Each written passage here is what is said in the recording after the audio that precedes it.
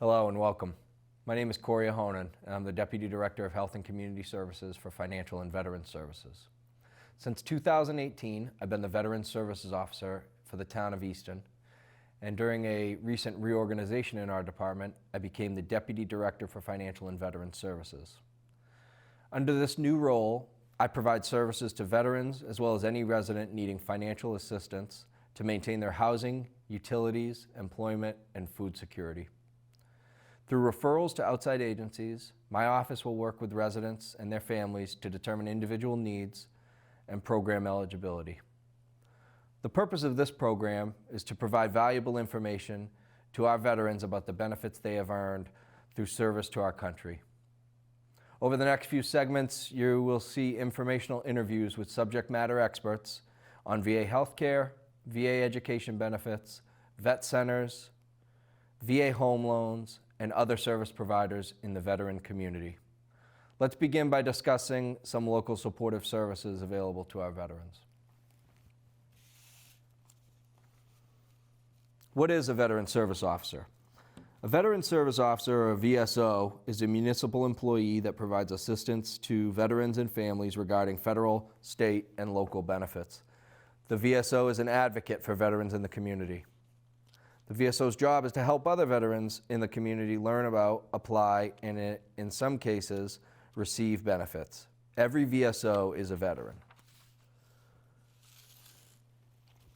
To be defined as a veteran under the Massachusetts general law, a person is required to either have 180 days of active duty service and be discharged or released under honorable conditions, or have 90 days of active duty service, one day of which is during wartime, and be discharged or released under honorable conditions, except for Vietnam I, which requires 180 days of active duty services.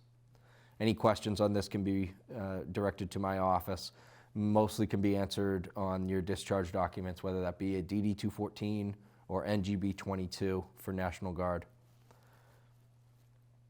Next, we'll discuss some monetary benefits and assistance. VA compensation.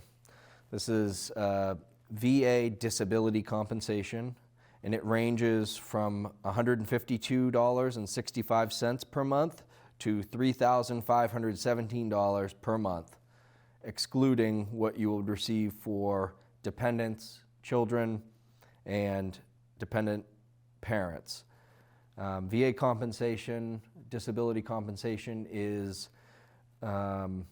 a compensation program where veterans can be evaluated for injuries or medical conditions sustained during service that can be connected to their military service, and they will be compensated for those through this program. Now, along with the VA compensation comes a lot of other benefits, including state annuities, property tax exemptions, and a variety of other benefits. But for now, to keep it simple here, we will just discuss the basic overview. VA pension is a needs-based, means-tested program for lower income asset eligible individuals, and is also sometimes known as the non-service connected pension. It's also based on age and time of service. There are also property tax exemptions for veterans, blind veterans, service-connected disabled, 10% to 100%, and they range in as they are specific to each community. The state minimums are $400 for a 10% service-connected disabled veteran to receive off their property tax, all the way up to a full property tax exemption.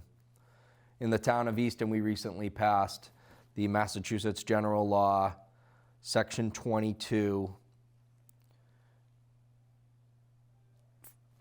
which Section 22F exempts a full property tax for a Gold Star parents residents in the town of Easton. There are also additional benefits, special monthly compensation, aid and attendance. Aid and attendance is when a veteran may need special assistance in completing activities of daily living, such as grooming, getting dressed, handling medications, bathing, preparing meals, and other essential activities of daily living. This benefit can add an extension to either the 100% VA rating or the VA pension eligible individual. Those are the two ways that you would be available, or you would have aid and attendance available to you, is if you are a 100% rated veteran, or a VA pension eligible veteran or surviving spouse. The surviving spouse can also receive the aid and attendance as well.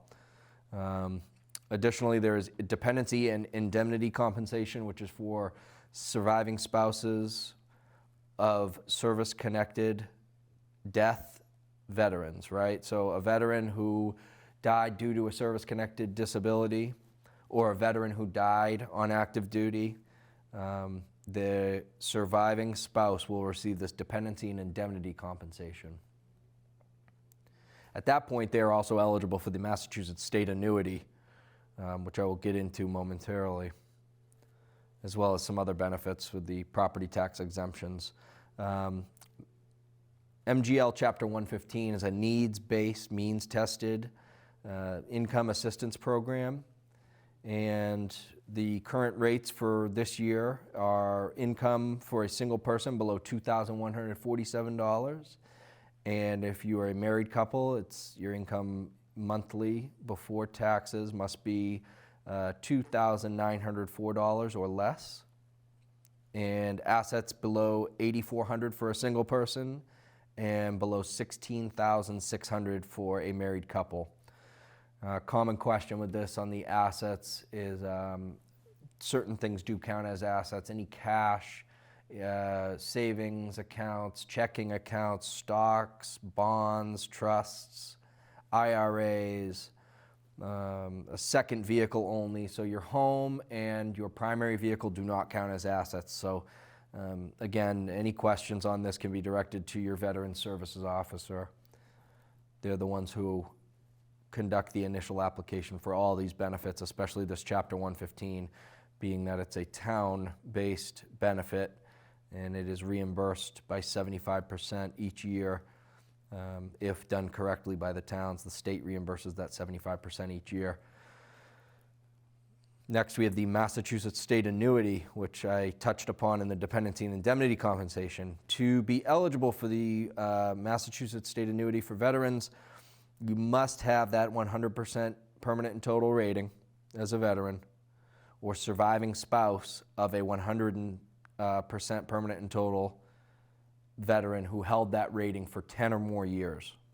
In addition, if the veteran died of a service-connected disability, the spouse is also eligible to apply. Gold Star parents are also eligible to apply on an individual basis. So if there are two living parents of that veteran who passed away on active duty, making them Gold Star parents, each one is eligible to apply. And as that benefit looks right now, it is $1,000 tax-free given through that annuity, which is twice a year, once in February and once in August, a total of $2,000 a year tax-free on top of what our veterans and surviving spouses receive to be eligible. Next, we have the VA home loan, which we go into great detail in our VA home loan segment. I will save the details for that for our expert. And we also have the Easton Veterans Discretionary Fund here in Easton. It's a donation assistance fund. It is 100% donation driven.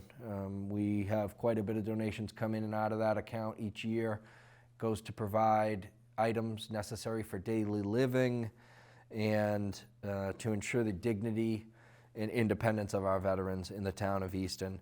That fund, a couple changes that we made that are important to note.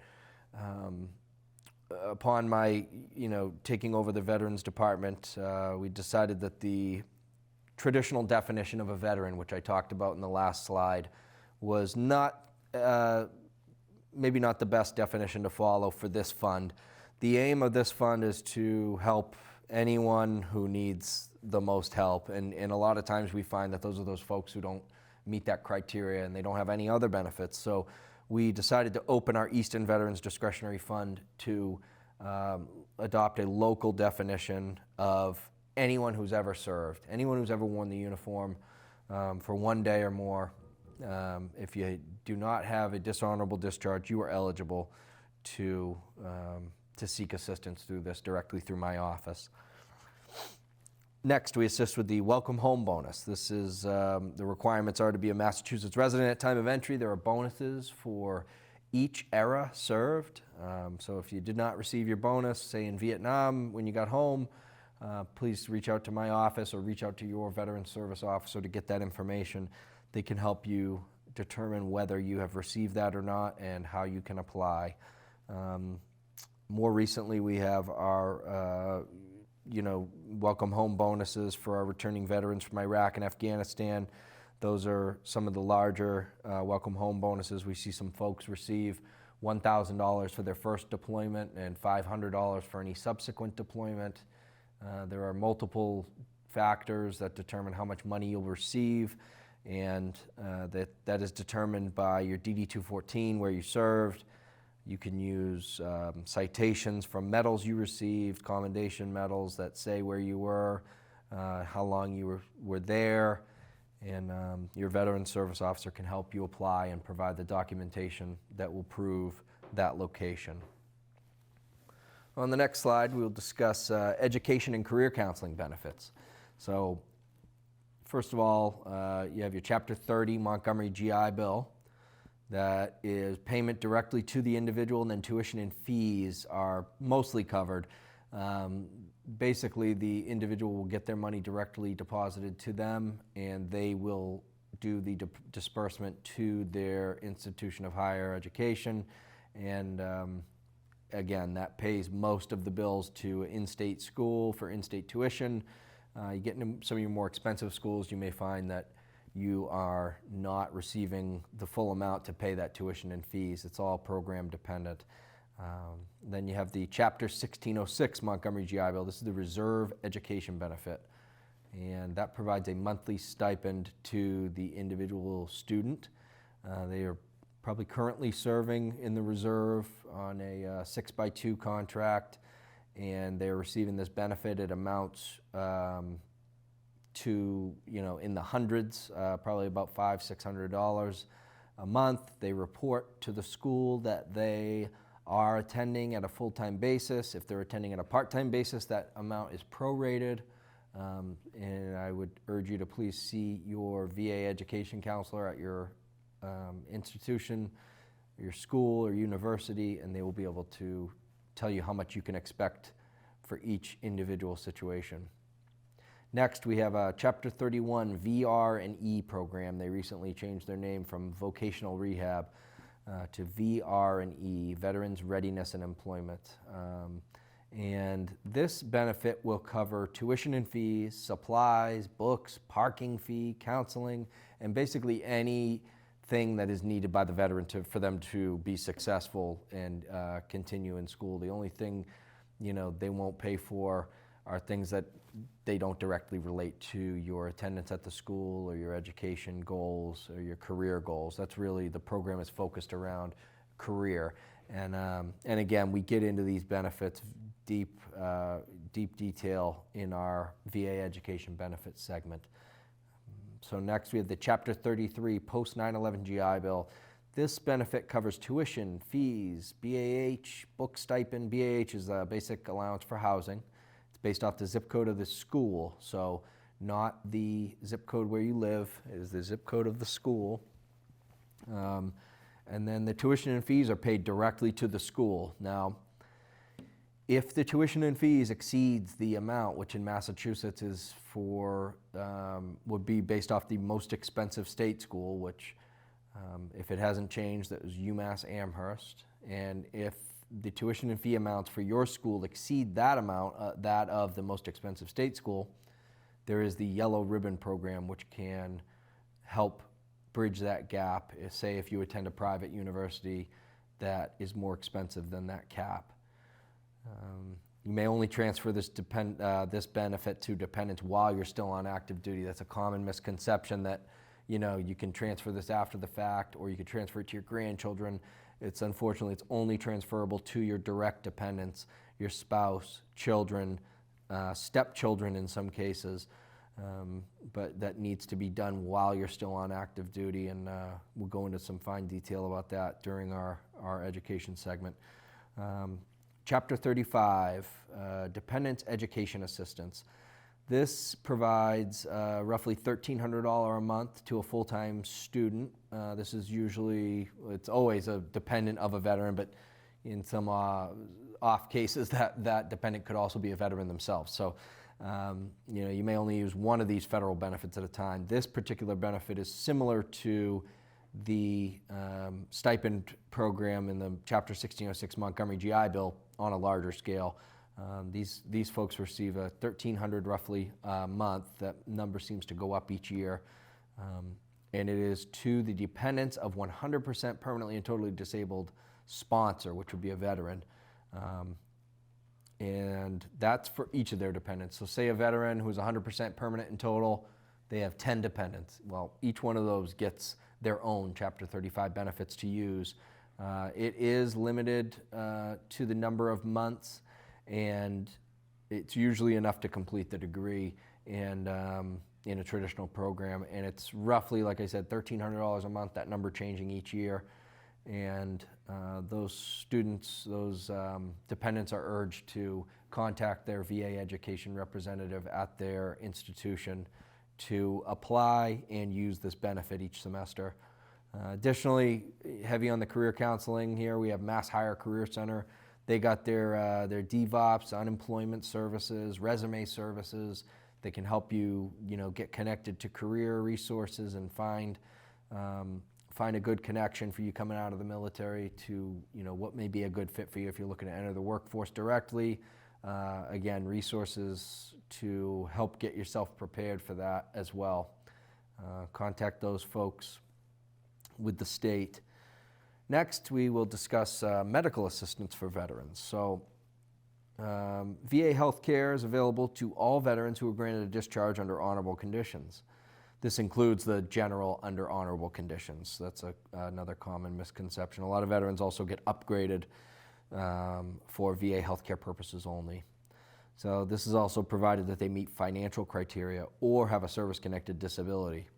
It's also available for all global war on terrorism veterans who have been discharged during the past 5 years. So you can attend your first VA appointment and then make sure you follow up within those 5 years and you will still be covered.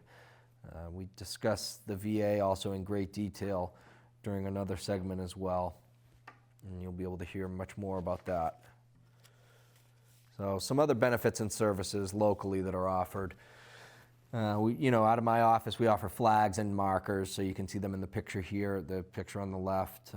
They're the grave flags, and they fit into the markers, which we have markers for each conflict from the Civil War all the way to current Global War on Terror, OEF, OIF. And then we also have plain U.S. veteran markers for those who may be unsure which category they fit into or which category their loved one fit into. We give the U.S. veteran, it's a beautiful marker. They're made of heavy bronze. And the markers tend to last quite a while, but the flags get replaced every year in May before Memorial Day. My office, VFW commander, Legion commander, and many of their members, along with local students, Easton Public School students come out, and there's about 40 to 50 of us go out and we do all 1,300 flags get replaced before Memorial Day so their loved ones can go honor their veteran at their grave site. Another benefit that's available is this burial at a national cemetery. Now, veterans are afforded this burial at no cost. They are given a gravestone, a flat gravestone, or another gravestone of their choosing, as long as it's accepted by the cemetery in which they are buried. The National Cemetery has the flat markers, and they're able to put the veteran's name, dates of service, date of birth, date of death, branch of service, any special medals or citations received. They can fit quite a few characters on there. It's a pretty great service, and once those are ordered, they're usually sent about 3 to 4 months, and they get installed The National Cemetery has a quicker timeline on that, and they do direct install and handle all that directly. But those stones are also available for private cemeteries as well. They are coordinated through the cemetery directors, funeral directors, and the families themselves on the installation. To receive military honors at a funeral, the first step is always to speak with your funeral director.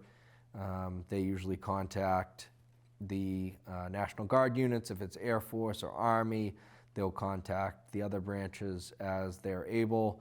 And they also have resources with the Patriot Riders and other organizations that provide honors for veterans at a funeral, whether it's an escort from the funeral home to the cemetery. They do some pretty amazing things, and you see some pretty amazing tributes to our veterans by these organizations. The VFW and American Legion in town, I have a segment coming up shortly where we meet with both commanders separately, and they discuss what their organizations do in our community, how we work together with them, and what they do to provide support to the community at large. We have many other service organizations and nonprofits locally that we lean on and we lend a hand to as well. Service organizations that assist financially, they assist with mental health treatment, they offer free programs for veterans. It's amazing, you name it, and it's out there. And there's a lot of services for veterans out there in the nonprofit world. Another service that we provide advice on is getting that veterans annotation on your license or getting a veterans ID card. The veteran annotation on the license, that's done obviously through the Registry of Motor Vehicles, and the ID cards are done through your local military bases. If you have that 100% service-connected disability and you are eligible, or you are a spouse who's eligible, those are done at those specific duty stations, active duty ID card locations. There are various locations across the state. They make their own appointments and their own hours, so please contact them directly. There's one at Joint Base Cape Cod, Hanscom Air Force Base. There are other locations as well that can be found on their website. I also handle DD-214 requests through my office. We just need some basic information: social security number, date of birth, the veteran's name, dates served, and we are able to, in most cases, get that DD-214 either through state archives or national archives. State is a pretty instant request, and the National Archives takes, lately it's been taking upwards to 6 months or more.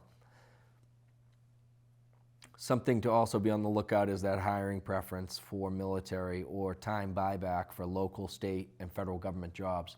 Currently, there are hiring preferences all over for military veterans in the private, nonprofit, and public sector jobs, especially your federal jobs. They're going to have that hiring preference at 10-point, 30-point, based off of your service-connected disability and veteran status. Now, the military buyback time, that's another one that is commonly requested, is in local and state government, veterans can buy back 4 years of their active duty time. Now, federal government, they can buy back all of their government time, or all of their federal service through the armed forces service that they completed. They can apply that to their federal government job or their state and local government job, which is pretty amazing. They will spend some money buying that back, but it results in an earlier retirement date, or a higher retirement pay, or however you work it out with your retirement board, whether it's your local and state or the federal government. It can definitely benefit you to look into buying back that time. And I'd like to just end this summary with discussing our veterans' greatest needs. So, it's always individualized care. Veterans are people too, and they need the same things everyone else needs, right? So I like to, when we're looking at a problem, rather than say, oh, it's a veteran problem, or it's this type of person problem, it's a problem, right? And a lot of the similar solutions we use for other situations can be used to help veterans as well. That's not to say that there aren't specific cases where veterans do need that individualized special treatment, that is outside of the norm. But for the most part, I think the greatest needs are just taking that extra time to get the whole story and show that you care. Whole health treatment is huge, that mind, body, spirit. If you got a problem for each one of those things, there's a solution in each one of those categories as well. And the continuity and follow through of the service providers, that's huge. So, to start the process with a veteran if they're having an issue is one thing, but to follow up and follow through, that means, that can mean a world of difference to that person who's going through that tough time, or, sometimes what we need is that follow-up to keep us on the right track and keep us on the path to getting a problem resolved.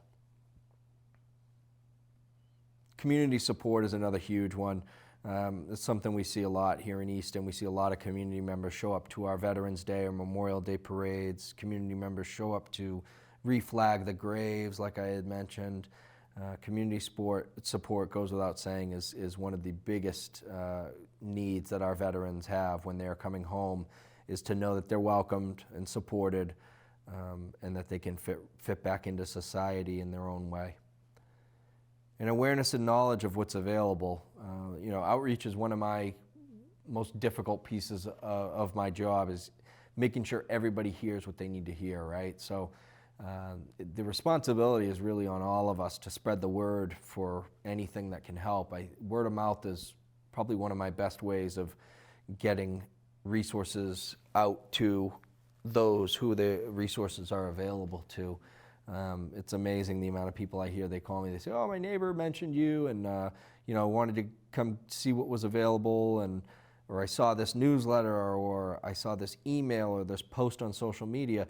So there's not one size fits all when it comes to outreach.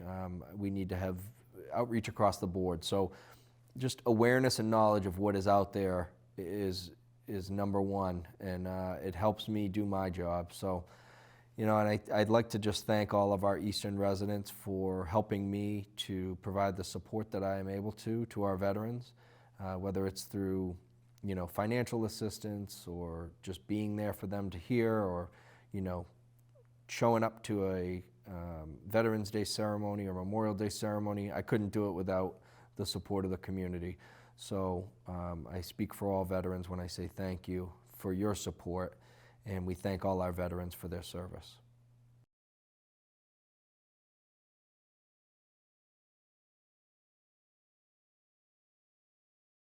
All right, so this next guest is someone I've been working with for quite a few years now. She is the first female commander of the American Legion Post 7 here in Easton, Teresa Padeco-Poole, and she has been the commander for about 2 years now. And we often work together to plan patriotic events and ceremonies in town, and it's a pleasure to have you here, Teresa. Thank you for being here. Thank you, Cory, for inviting me. Absolutely. I'm very happy to. So I just want to add, Teresa's an Army veteran, and I'd like you to just tell us a little bit about yourself and the post and what you all do at the post. Sure. Well, we're a veterans organization of veterans helping to strengthen veterans. We have all kinds of programs there. Veterans of all eras are welcome in the post, in the American Legion. You don't have to have served in a military conflict. You could have served peacetime here in the state. But we welcome all veterans. Some of our veterans are active and participate in the meeting and programs, and other veterans just are inactive, and they pay their dues and contribute to the veteran. Helps. That's important too, right? Yeah.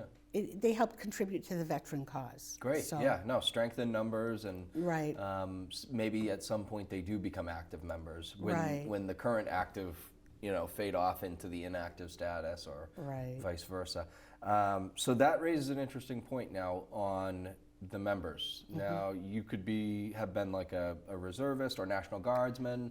Right. Not necessarily have to meet certain active duty requirements to be eligible? Well, or? You do need active duty. Okay. A DD 214 discharge. So reservists are welcome, who don't have active duty are welcome to come and be a guest Okay. if they like. Yep. And just see what we're all about. But normally membership is of having a DD 214 discharge. Okay, great. All right, and in order to apply, they would just contact you or contact the post in Yes, some way? they can contact me. We'll put a slide Yeah, on this with our contact information, either myself or Stanley Borgeson. okay. And we can get you all signed up and Great. joined to the post. We're hoping to put together a web page Nice. online for Awesome. people to be able to go to. So hopefully we'll be able to put that information out soon. So people can at least get information on what the post is doing, where we're at, when our meetings are, what's coming up. So we're That's looking great. forward to doing that. Yeah, and I also, I put the post information in my newsletter, the Reveille, so, you know, folks can get in touch with my office and I can put them in touch with you. So Right. we just make it too easy for them. Now, what type of, you know, events or what type of initiatives does the American Legion take on in Easton? Well, we have several types of community events throughout the year. One of our newer events is the blood drive for the American Red Cross, which we just had a week ago. That's great. Monday on Martin Luther King Day. It's an opportunity for the community to donate blood. They have normally 35 slots. We had 37 people sign up. Wow, great. And it's one of the things where you have to sign up online, so you can't just call and say, hey. Yeah, no last minute. Right. Yep.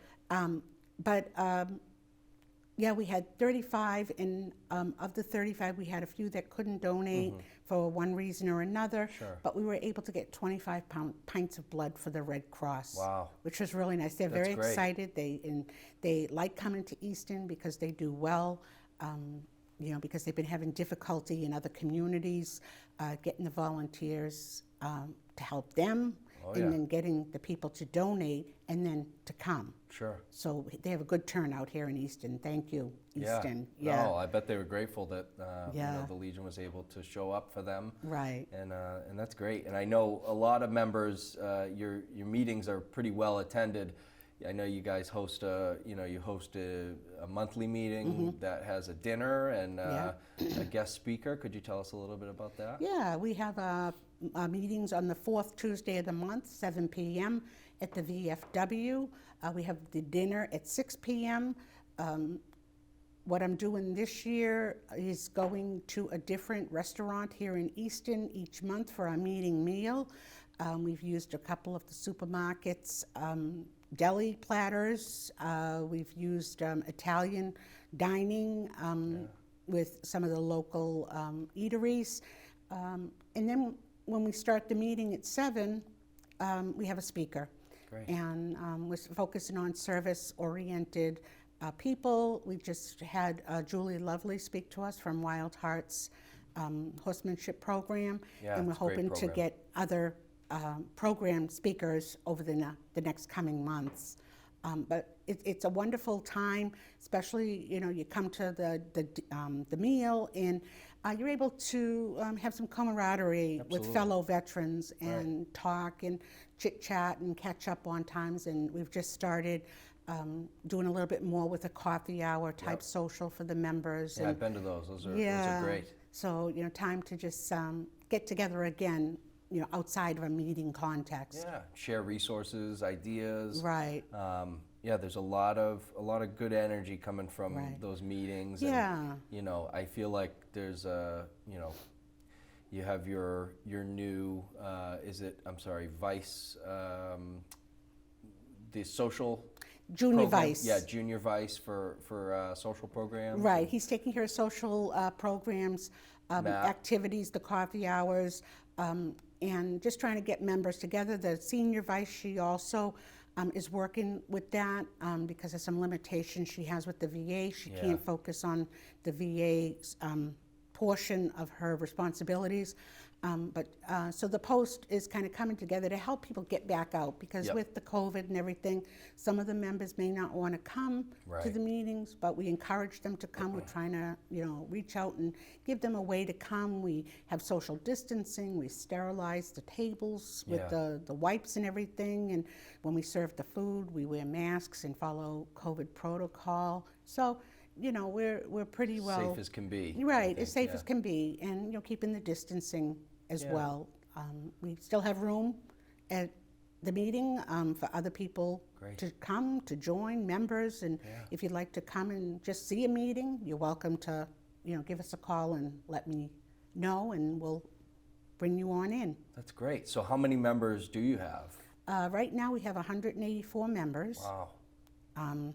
Varied, all branches, Army, Navy, Air Force, Marines. All eras And I think of we service. have a Coast Guard member too. Yeah, I'm sure you do. Yeah, so that's really nice. Yep. So at least everybody's represented. Yeah, no, that's great. Yeah. And of that, about how many are active members coming to the meetings? And I'd say a good portion. We Yeah. have. I know times are a little different right now with Yeah. participation, and membership probably went through quite a bit there. We had quite a few losses, unfortunately, Yeah. because of COVID, more than anyone would like. Yeah, but it's we had sad. 8 losses, Yep. so that's why we're down. We're hoping to get new members, younger veterans to come, get involved, give us some ideas, and work together with Yeah. the older veterans and younger veterans to have a cohesive post. And we hope that people will come and make us an even better post. Yeah, absolutely. So, and interestingly enough, the post is co-located with the VFW Right. at 61 Rockland Street, correct? Right. Yeah, that's great. I guess they have 2 addresses, so it's also Allen Road. Right. Yeah, it's the corner of. It's the corner of yep. the street, so they Yeah. actually have 2 addresses, but either address. Yeah, it'll get you Yeah, there, and yeah. you can't miss it. It's the only. So to answer your question, I kind of skipped over it a little. Yeah. We have approximately 40 to 50 members who are active, who Wow. come to the post, not all at the same time. Right, yeah. We And they normally, change as right. In the time goes. past, we've had about 24 to 28 people show up at our monthly meetings. The Yep. winter time, we get a little less. Some Yeah. of the older guys don't They want to go go out. away or They go away, or whatever they it don't is. want to go out at night, or it's too Yep. cold, or the Yeah. weather concerns. Well, I've or- seen that meeting hall packed though. Yeah, So, yeah. and I think something that you do that I'm not sure every commander may be doing, you call all the members to remind them of the meetings, and Right. that's something you did before you were commander. Right. I'm also membership coordinator, so I coordinate this is a like your- lot. And I've been doing The recruiter. Right. I'm the recruiter, the retention, Yep. and membership, taking care of concerns, getting people to call you when Yeah. they have questions that are out of my realm. Yeah. We have a lot. I think that makes a big difference. You personally calling. Right. It's a personal invitation. And we send isn't it? out, we send that out, but we also send out a newsletter every month. Yep, We I've put seen together that. a newsletter. We email it to the members who have emails, and we mail it to members who would like it mailed. So that way, everybody knows what's going on for the upcoming months, Mm-hmm. what's happened, when the meeting is. It's a reminder for everybody. So we actually remind them that way, but also on the telephone. We started a telephone list for the executive committee members. Yeah. A number of us have a list of anywhere from 5 to 10 names, and that way we can let everybody know. We do have some members, the members that wish to remain inactive. If they don't want to be called, we normally, we keep them off, and they can remain quietly in the background if that's their choice. Sure, yeah. And lastly, I want to touch on recently, not this year or this past year, but was the centennial, so the 100th year anniversary of the American Legion, and Yeah. and you hosted a great event. Could you just tell us a little bit about what we did there? And Yeah, sure. The 100th anniversary was a wonderful event. We got to celebrate the 100th anniversary with an open house where you and I arranged, or Yeah. you arranged for the different service programs to come. We had a little setup in the Resource VFW. fair, Yeah, kinda, resource, open house type Yep. thing where people could come in, anywhere from recruiting for the post to, life programs. Right. End-of-life Support, programs community or support, hospice, yeah. community, PTS programs. So we had a lot available. We had a historical aspect to it where we covered a display for being the 100th anniversary of World War I of the three veterans in Easton. And we had that. We had the Historical Society, Hazel from there, come and speak at the event. And then later on that night, we had a dinner, which was very nice. And we had a raffle with that. And it was very well attended. Yeah, I was some very... state commander and Yes, the department. department commander. Department commander, Yeah. past department commander was there. And we had district commanders and members come, and our own members. So it was well attended. that we was had, great. Yeah, we had close to 60 people, which I was very happy with that, because normally, at a regular meeting, unfortunately, we don't see that many. But Right. someday I'd like that to happen, Oh, yeah. have a Well, full house. Let's make it happen. Yeah, right. So maybe in the future, you and I can work on Yeah. another open house. Absolutely. Maybe when the COVID thing slows down. Subsides, yeah.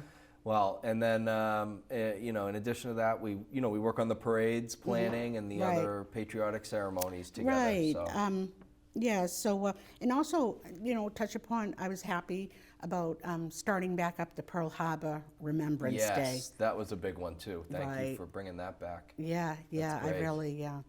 really wanted to pay respects for that, where it was the 80th anniversary Yes. of the Pearl Harbor No, bombing. that was a beautiful ceremony Right. that we put on there. So that's very good. Right. So hopefully we'll get more attendance at that in upcoming years, and parades, and Oh, yes. hopefully we'll be able to, like you say, do a parade. Definitely.